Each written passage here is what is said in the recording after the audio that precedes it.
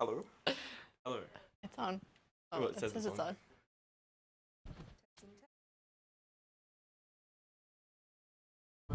Yep.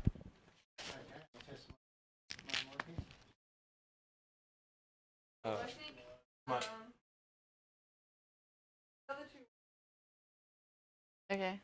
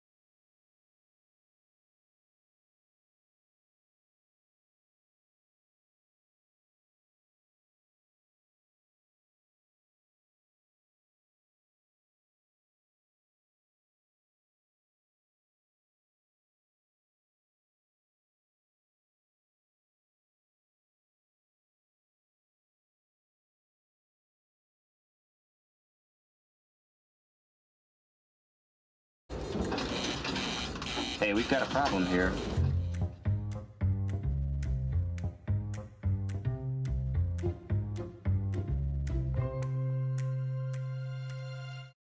So, what's the plan? What's your plan? What are your plans? What's the plan? What's the plan? what's your plan? What's your plan of action? Plan. What's the plan? So, what is the plan? Wait, I have a plan. I have a plan. I have a plan. That's the plan. I have a plan here.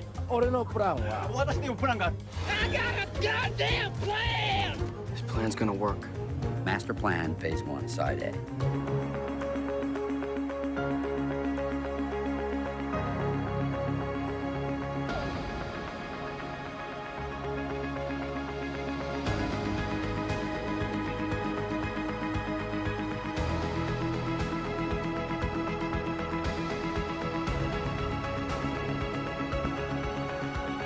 I love everything about your plan. भाई इससे कहते हैं planning. What's it say? It says, I love it when a plan comes together.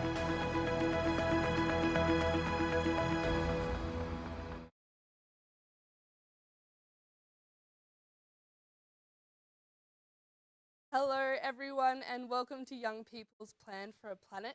My name is Jessie, and I'm going to be taking over from Nat, who's been helping host today. Now, welcome also to Ian, who's with us. Thank you very much, Jesse, and thanks for coming along. Joining the Happy to help. Now, before we get started today, I wanted to take a moment to acknowledge the traditional owners of the land. I'd like to thank them for their continued care for the land and ocean. I'd like to acknowledge them as the traditional technologists, the first makers, the first innovators, and the first scientists. And I'd like to pay my respects to past and present. So, Ian, what do we have planned today? We've got a terrific day today. Last time, how we and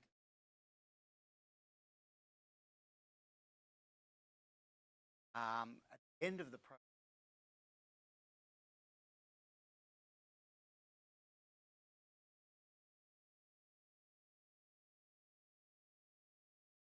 and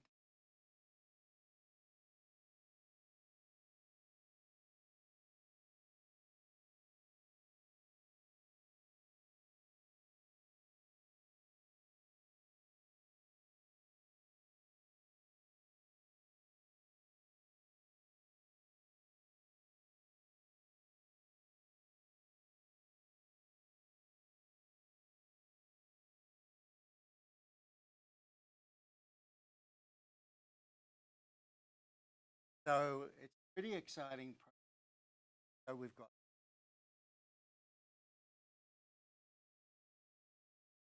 they're going to be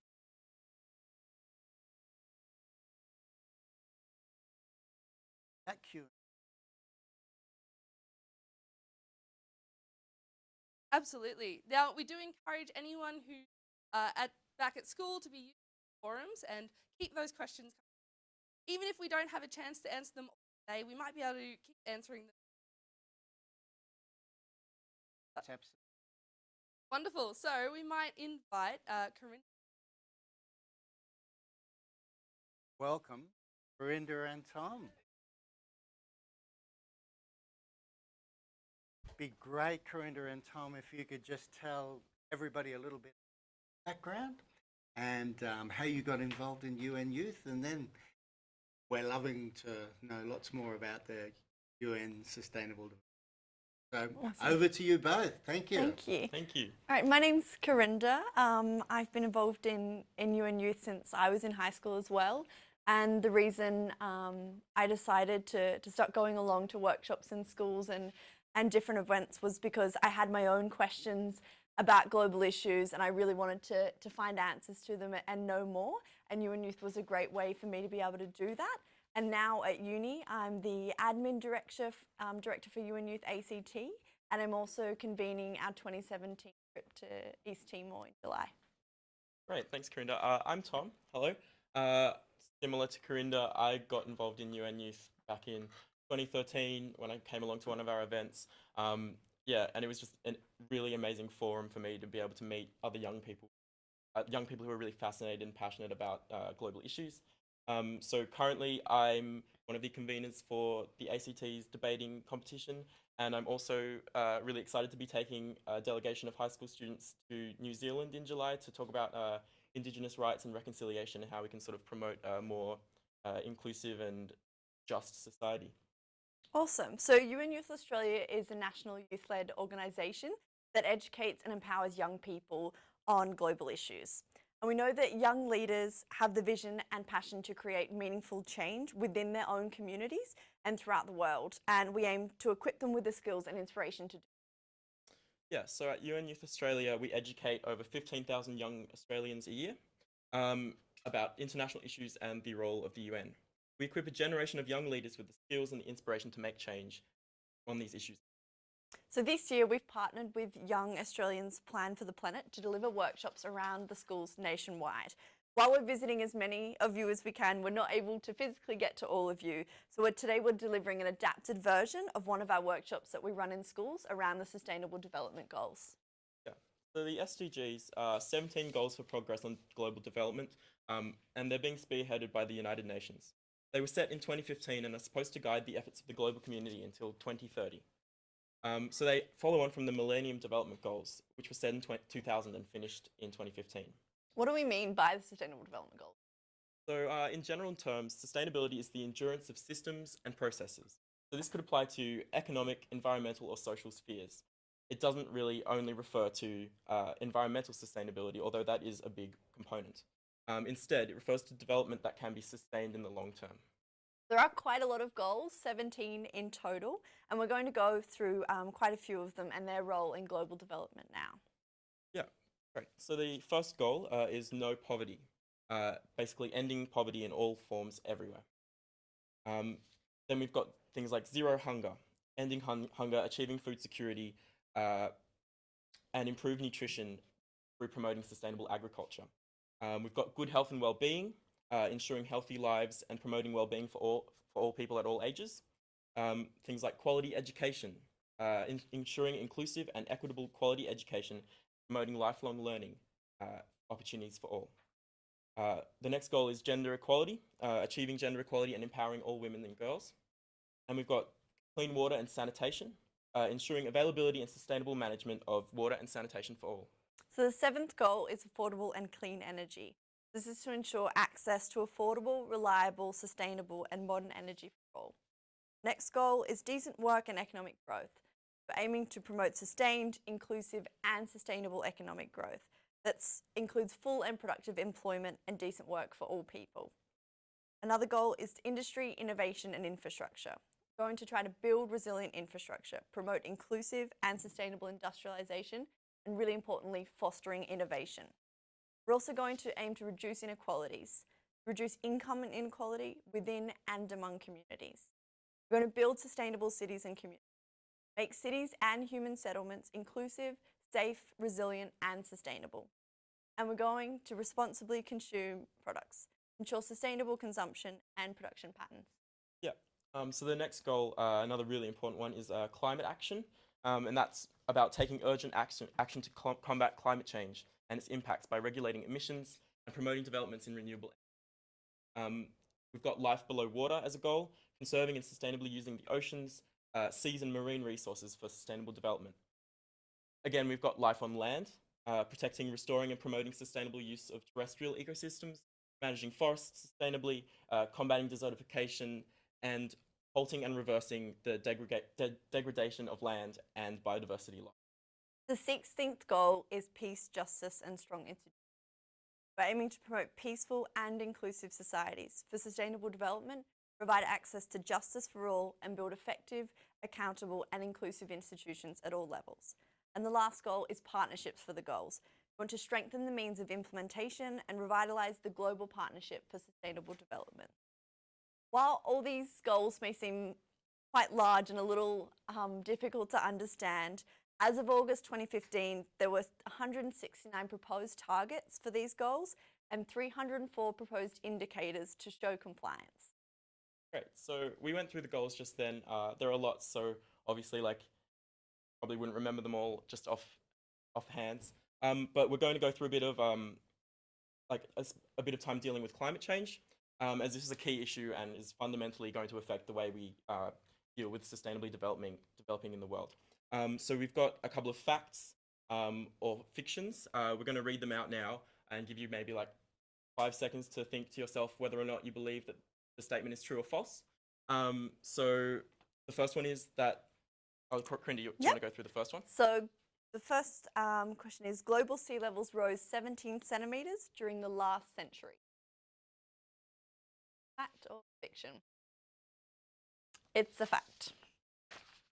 Yeah, so we've got the next one. While scientists agree that climate is changing, there is no scientific consensus of whether or not this is driven primarily by human action. Fact or fiction? That one's actually a fiction.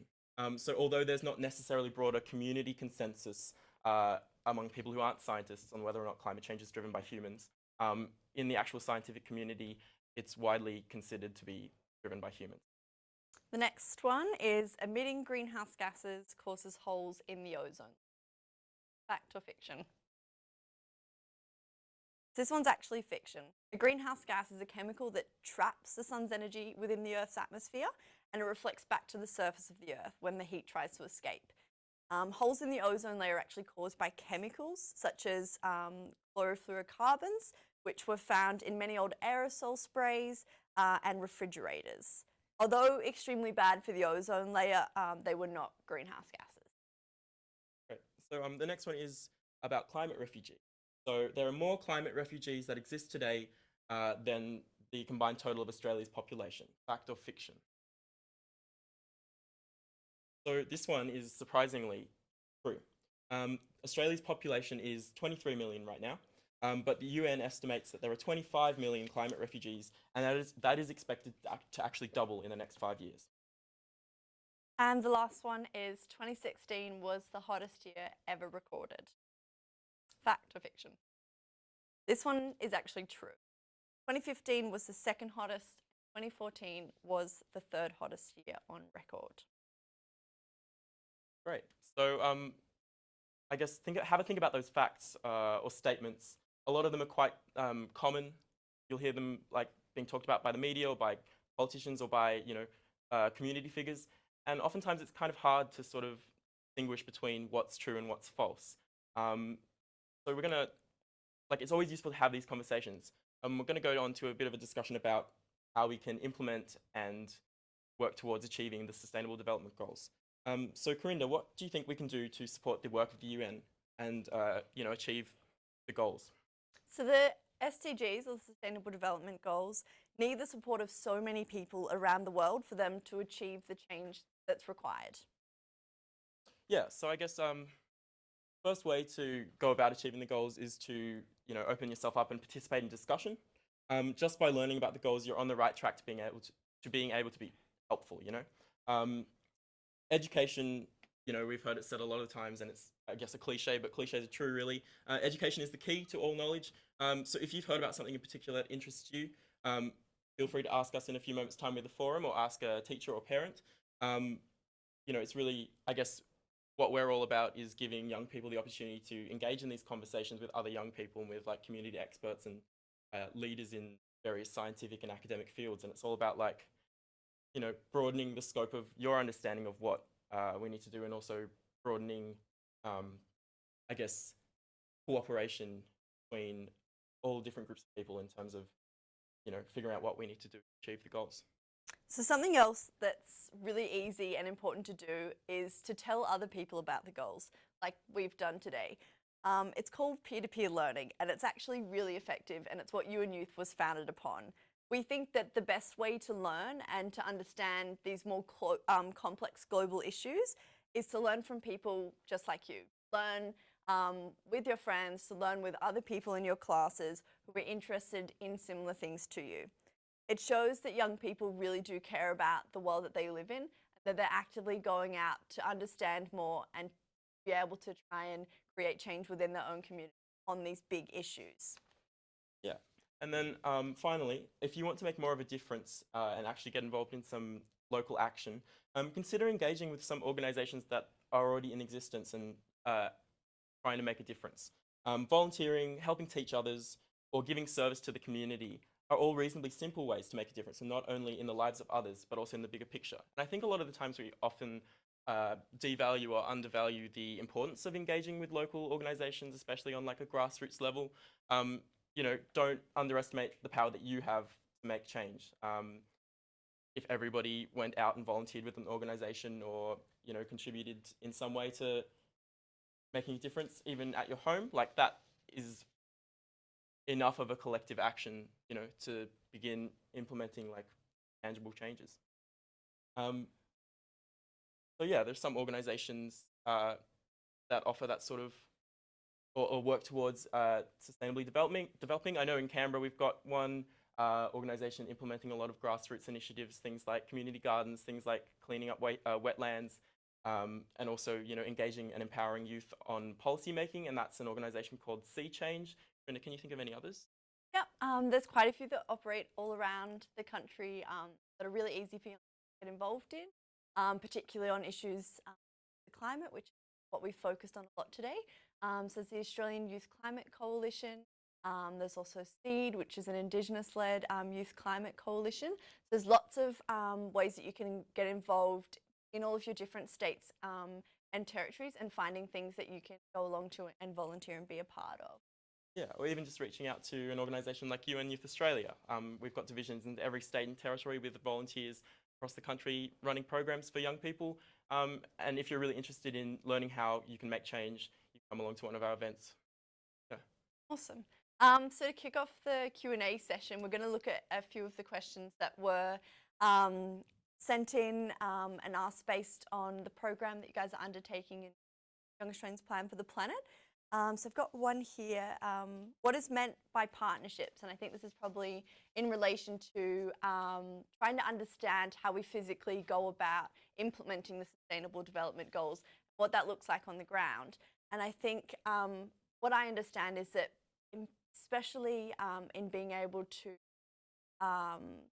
see goals happening on the ground, it requires both a government and non-government approach. And I think it particularly requires the support of local organisations, say that may be working on protecting life under the water, or maybe looking at agricultural sustainability, and helping them be really proactive in implementing the part of the goal. Yeah, cool. So we've got another question here. I'd like to understand more about achieving quality education, particularly when it appears that education systems seem to run on old ways of rote learning and on subjects that can be removed from issues needing change in local regions. I'm in a coastal city area and only one school in my region offers a marine biology course. Wouldn't it be good for schools to study things more related to the environment they live in? Yeah, so this is a really good question. Obviously, quality education is a key focus of the Sustainable Development Goals. In terms of, I guess, improving your access to education, there's a lot you can do outside of a school. You can look for your community organizations volunteering to protect, marine life and life below water, and you can sort of get yourself involved in that. There are lots of good studies out there showing, the effects of marine like degradation. And it's always good to do a bit of research on the internet and see if you can find out some answers for yourself if your school's not offering those things for you. Like alternatively, if there's enough of you at your school who feel like they're missing out on something, get together a study group or go and, talk to your principal and ask them those questions and try and sort of, I guess, make that change yourself. I guess it's like a bit hard to like ask you all to do that, but if nobody's making change, if no one's active and willing to make change, then it doesn't happen. Yeah. Yeah, cool. I guess we've got one last question to look at, and that's was sent in and regarding life below water. Someone said they're researching the impact on the water and marine life from, so for example, from mining towns into rivers. What would need to happen for us to change these problems to serve life below water? And I guess what it starts with is actually being able to understand a bit more and to try and find out the research that actually tells us what are the devastating and negative impacts of having the offputs of mining into, say, our main water systems. There are some great studies out there, and one done on the Great Barrier Reef, which is quite a few large mines, and that's something that can be applied, particularly when you look at the impact on the Great Barrier Reef and life below water, that can be applied to most other life below water. Yeah, and I think, Corinda, with that study, one of the main concerns was a lack of coordination in terms of policymakers, and there were like policymakers in different states not having the same standards or processes or like a united plan to tackle what is a really pressing and urgent problem for Australia. So essentially, what is great about the goals is that they are encouraging all policymakers, community groups, people in the community to come together and collaborate and, I guess, compromise or work towards a one single solution, that everyone's backing.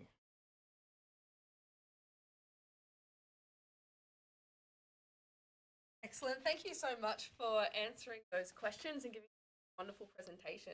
We actually have a little bit more time, so I myself have a question. If there's anyone out there who's interested in joining the UN Youth, how do they go about doing that?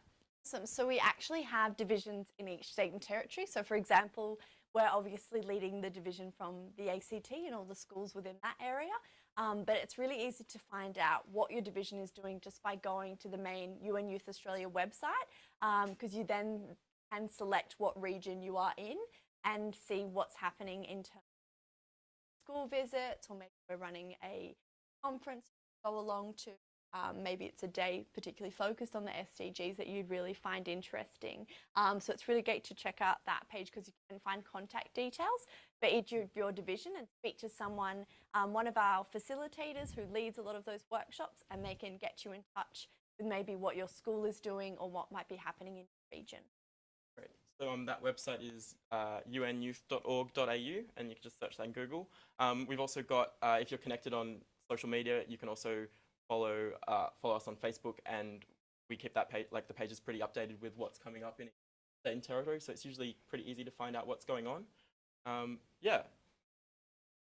I have another question. Is there a particular sustainable development goal that you have a very burning passion for, one that's maybe your favourite ones, or one that you feel most important to address quickly? Right, yeah.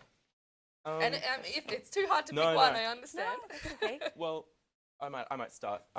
Obviously, I think climate change and climate action fundamentally underpins, every single other sustainable development goal. Like, if we don't have a planet to live on, how are we going to improve access to education? How are we going to improve, people's lives and reduce poverty, things like that? So I think it's really important for people and governments and community organizations. I think it's really important to listen to experts, to listen to facts and understand what the current knowledge is regarding climate change, and it's really important to be able to make policy that is forward-thinking and long-term rather than short-term, I guess, decisions that might not necessarily stand us in good stead in 50 years.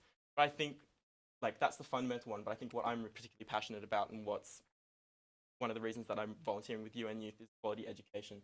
So I think a lot of that comes under whether or not our citizens can, think critically about what's being told to them. So, looking at media, looking at news, looking at what's told to us by various people in positions of power. A lot of the times, it's a bit hard to distinguish between what's rhetoric and what's actually fact. And I think that by, getting a great education, you can engage with the world much more critically and sort of think about like this person told me something, is that true? How do I go about finding out whether or not that's true? And if it's not true, how can I tell people that this is actually, false, and what's the real fact, and how can we better, better engage with other members of society? So that's really important to me. Well, I would say my one would be, and this I think carrying on, is trying to achieve gender equality, and I think particularly empowering all women and girls be just as active more and more, particularly in countries that are still developing and still tackling with a lot of those challenges. That if you are empowering girls and if you are making sure that girls are getting education, that they're getting equal access to those opportunities, that it has an impact on so many of those other big key markers of development within a country.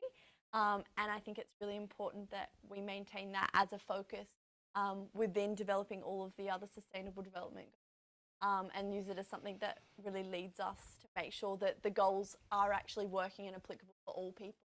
Yeah. Got a couple of questions as well, Jessie, because that's a brilliant presentation.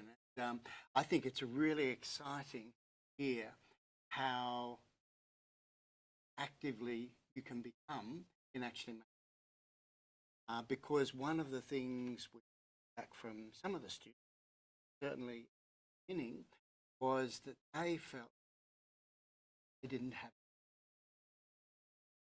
And the Young Australians Plan for the Planet program, working with UN Youth, is about giving everybody in the team. Now, there's a couple of things that you mentioned that I think are really helpful in that, and one of them was partnerships. Now, one of the things that's interesting, we ask ourselves how many different things are happening in Australia on the goal and on sustainability. None of us could. Moment. Okay. Just borrow your mic there. Sorry about that. There's always a technical challenge, isn't there? So one of the things in partnership is that the teams in schools can simply go to the different organisations, ask, and that goes straight into your discovery, so that what we'll have by the end of the program is a view of everything that's happening in Australia in each of under each of the headings. So that's quite a simple thing, working in partnership with organisations. So your task as a student looking up your particular focus is to think which organisations are doing it. And before even having to join, bringing them up and asking them, what are they doing? Is there anything else that can happen? And those questions go into discovery. Then we can work and pull those all together into our regional plan. So the process of partnership is really important. It's this first, in just pulling together all of the things. So thanks for raising that one, because I know partnership areas that a lot of students have been saying, what does that mean? Partnership, simply contacting your organisation in your area, working on your sustainable. What are you already doing? Capturing that, then we'll have across Australia, which is the really important part because nobody's ever done that before. So every student here is playing a really important part in bringing together that picture. So that's one of the areas. Now the other area I wanted to ask, and I think you've partly answered that one, is do you really believe in your heart that young people can make a difference in what the future looks like? Now, I think I know what answer you're going to give, but I think that's probably the most important thing. Often young people that I've talked to say, well, look, we see so many things happening around the world and we really don't feel that we can be playing an active part. We don't have a voice. But you, working with United Nations Youth, are demonstrating that you believe, you think we can. But I'd just like to ask you both whether you believe you can really make a difference. Great. So, yeah, like obviously the answer is yes. I have seen numerous examples of young people making a change in their community. I think it sort of goes back to what you were saying about partnerships being really important. I think it's really daunting looking at all these issues and challenges and thinking, how am I going to solve this by myself? And you can feel quite like isolated, I guess, as a young person, because like you don't have maybe direct access to your local government, or you don't have direct access, or you feel like you don't have access to policymakers or people who can make change. But I think finding an organization to work with or to ask questions and find out more about, I think that's so important in terms of being able to use their resources and their knowledge to be able to make some change yourself. Yeah, I was just going to add to that as well, that every council, as part of the Young Australians Plan for the Planet, every council in Australia has been contacted and told that you're working on this project. So that a lot of those councils have responded and said, look, that's terrific. We've got a whole sustainability group who can support the students. So they'll already know that this is happening and they are keen to support. So it's a very simple way to engage. And in fact, councils are often the most dynamic groups in terms of sustainability, because they have to live with what's happening in the local community. So I encourage you to work with your council. That's a great point. What about you, Corinda? Do you think the young people can do it? I think so, and I think one of the things I've learnt more and more, particularly through UN Youth, that it's not just having the knowledge on a particular issue. You really need to develop the skills to be able to then proactively go out and do something, and you may not even end up doing something with the original topic that you were really passionate about. And I think it's particularly through a lot of our workshops, you know, we're not just engaging, say, when we're running a workshop on the Sustainable Development Goals, we're also giving you the skills to negotiate, to articulate on something, to be able to talk to someone else and make it clear to them these issues that they mightn't have any idea about. So I think that's one of the ways that it is a practical way to see young people making change, is when they actually have the skills to go out and articulate that to other people, and then be able to negotiate on different issues, to be able to think creatively, and try to innovate what those issues might look like within their own community. Fantastic. Well, look, thank you, Tom. Thank you, Corinda. Thanks. That's been really informative, and we really appreciate you coming along and joining us today. Awesome. Thank Very you glad so to be much. here. Now, Thanks, if you Jesse. keep your microphone on up here with us. Yep. Do you want to grab that one out of your pocket? Thank you very much. Now, Sorry, if you have Jesse. any further questions you. on any of the Sustainable Development Goals or anything we've been talking about today, then I encourage you again to go onto the forum. We might be able to answer some of them for you and follow up on some of those questions that didn't quite get answered. Thanks, Jesse, because one of the really important opportunities is working with the forum. So we've got members of the UN Youth team, universities, different groups supporting the forums. But the most important thing that I think we haven't mentioned is that every other student working throughout Australia is discovering already some fantastic things. And we're going to have the Essington High School team in a few minutes talking about what they're doing. So jump onto the forums and find out what's happening in other areas, because this is all about working together. And if there's things that you can learn that Pimlico's doing in Townsville that might apply to Kent Street, that might apply to Essington, then we're all about learning from each other and including that in the actual plan.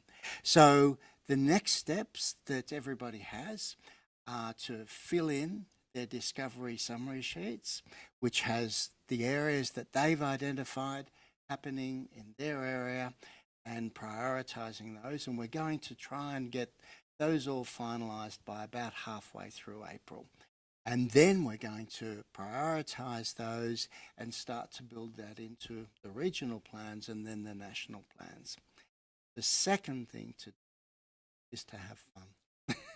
Always an important step. It really is, because this is about discovery, it's about learning, and it's about learning how you can have an important voice in the future. So we'd like everybody to make sure you're enjoying this, interact with the other students, and I think when you see the Essington team presentation, you'll see not are they only learning lots, but they're actually having fun too. Well, shall we have a look at what the Essington did? I think we should. Wonderful. Terrific. All right, let's check it out. Hi, I'm Tendai and a member of the Darwin Plan for the Planet team. My focus area for the Darwin Ecozone is poverty. 25,397 Territorians live below the poverty line. 50% of children live in poverty. 1 in 4 pensioners live in or close to poverty. 25% of households located in disadvantaged areas of Darwin are food insecure. Charities which only exist to meet a need are experiencing an alarming increase in demand. Charities are having to turn away 134 people a month on average, 72 whom are children. The government needs to support charities and the people of Darwin to eradicate poverty by 2030. Hi, my name is Sarav Sebastian, living in Darwin. My focus for the Darwin ecosystem is hunger and water security. In Darwin, there are 42,132 people who experience hunger and food insecurity annually, and half of this are children. That makes 1 in 10 who are hungry. There are a few charities that provide food assistance in Darwin, such as Food Bank NT and Vinnie's Darwin. However, they are unable to cope with the large amount of requests. There has been an 11% increase in requests for assistance. It is estimated that 30% of all food products are thrown away because they are unsaleable, and 25% of those living in disadvantaged areas of Darwin are food insecure. Food Bank also provides 60 million meals to 2,400 charities and 100 schools per year.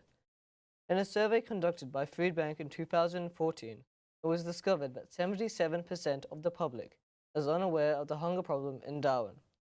The protection of potable water is the sole responsibility of Power and Water, and as a result, no development or uncontrolled public access is permitted within the catchment. To combat this, more charities could be created to combat hunger in Darwin, and more facilities could be made to maintain the cleanliness of water in Darwin. As well as that, education is a must, but more awareness can be raised about this huge concern in Darwin. Hi, my name is Luca and I'm researching how Darwin could be a more sustainable city. I'm looking into improvements that could be made and what is already being done to aim for a more sustainable city in the Darwin area. Public transport is widely used in Darwin, especially by students. More buses could be employed and the standard of the buses should be raised. The more buses Darwin have, the more efficient it could be, which will encourage more people to use. There's a high level of crime in Darwin, and in my opinion, more streetlights should be installed in streets and police services should patrol more often at night. There needs to be more government housing due to a large amount of people living on the streets. Lastly, improvements in waste disposal is an important area where Darwin needs to look into for a more cleaner and sustainable city. Hi, my name is Danica and I'm doing research on biodiversity in the Darwin region. So far, one of the biggest impacts on Darwin's biodiversity is the spawning of the cane toad. They pose a threat to our biodiversity as most wildlife that comes in contact with them suffers immensely, causing a loss in abundance. The biodiversity living in Darwin Harbour is also in danger, with around 11 billion litres of part-treated sewage dumped into it annually. Human and animal waste, litter and fertiliser from lawns are also finding its way into the Darwin Harbour through dozens of stormwater drains. The Environment Centre and NT have been trying to find out ways to restore the Darwin Harbour back to its original clean state, and Frogwatch organisation is also trying to address the cane toad issue in the most humane way possible. Hi, I'm Gemma and I'm doing my research on gender equality and inequalities for the Darwin region. Currently, Darwin is getting involved in gender equality by holding the Women's March. However, we need to create stronger guidelines to ensure that women aren't at a disadvantaged position in the workplace through pay gap, promotions, thwarting, discriminations, or even assault. In 2016, there were 3,858 reports of domestic violence and 277 of sexual assault in the NT. These figures are very large and are hopefully able to be reduced by strengthening the networks of domestic violence and sexual assault around Darwin in order to raise this awareness. There are 200 refugees that come to live in Darwin per year. In the future, they should receive more government support for employment and living so that they are able to live happily in a welcoming environment. They also require greater assistance in obtaining employment in the Darwin region. Hi, I'm Mark. I'm doing my research on sustainable energy in Darwin. Sustainable energy is needed for a clean and sustainable future. During my research, I've come across two main sustainable energy movements.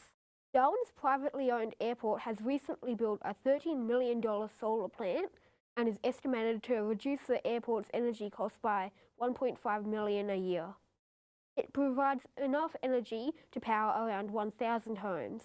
The Darwin government has built a renewable energy facility in Shaw Bay, and it cleverly utilises the methane created from landfills as its fuel, removing the methane from the atmosphere and burning it for energy.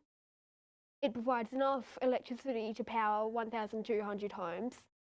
Hi, my name is Marcia and I'm researching quality education in the Darwin area. In Darwin, there are a high number of students enrolled across all schools. I have found that the number of Indigenous students enrolled in Darwin schools is significantly different to Indigenous students enrolled around Australia. Depending on the type of school, for example, Catholic, government, private school, changes the percentage of Indigenous students enrolled. Catholic and private schools have a very low percentage of enrolled Indigenous students, being from 2 to 5%, whereas government schools have around 30 to 50% Indigenous students enrolled. There are 25 projects happening around the Northern Territory at the moment, most in the Darwin and Palmerston to improve student engagement and attendance. Hi, my name is Eva and I'm researching peace, justice and strong institutions. I'm looking into the justice system within Darwin and what improvements can be made in Darwin to reduce crime, promote peaceful and inclusive societies for sustainable development and provide justice to all. Darwin has many legal aid organisations such as NAJA, Top End Women Clinic and the NT Legal Aid Commission. These provide free and confidential legal services to Darwin citizens. Darwin has recently introduced a new task force to combat crime. This task force is targeted at youth crime and crime prevention. I'm also looking into how Darwin is an inclusive society. Hello, my name is Christina and I'm researching the economic sustainability in Darwin. We've got a young and dynamic population made up of people from all over Australia and the world, attracted by the peaceful summer lifestyle and the booming economy. Low commodity prices have taken their toll on companies operating in the top end, with 6 mines and an aluminium refinery closing in the past 3 years. Those digging up iron ore and manganese have been the hardest hit, while zinc, lead and bauxite miners are among the ones struggling on. Sustainable development is not about giving priority to environmental concerns. It is about incorporating environmental assets in the economic system to ensure the sustainability of the economic.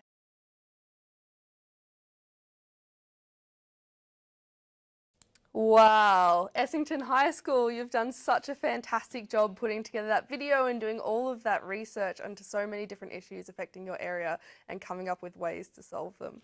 The amazing thing, Jessie, this is happening all over the country. Oh, it's so fantastic. It is. So many schools are already engaged. And I think the work done by the Essington team shows us exactly what Corinda and Tom were talking about by simply researching, looking at what's already happening and what needs to happen.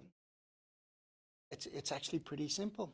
Don't have to come up with any clever answers, it's already there.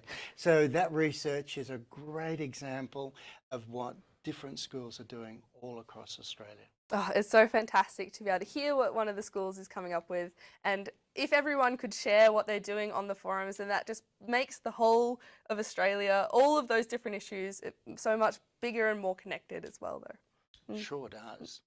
And next week we've got a team talking about the Foundation for Young Australians and how our team can interact with them and other community groups. So next week, same time, same channel, Westacon YouTube, we're going to be talking further about how the team interact with the community, with Foundation for Young Australians, and learn more so that when you're building your discovery summary forms, you've got all of the things happening captured. So it's going to be another exciting week next week. It's going to be fantastic. But unfortunately, that brings us to the end of our session today. So we look forward to seeing you next week. And that's bye from me and bye from Ian. Bye from me. And thanks, Tom and Corinda, all over again. Excellent. Thanks, everybody.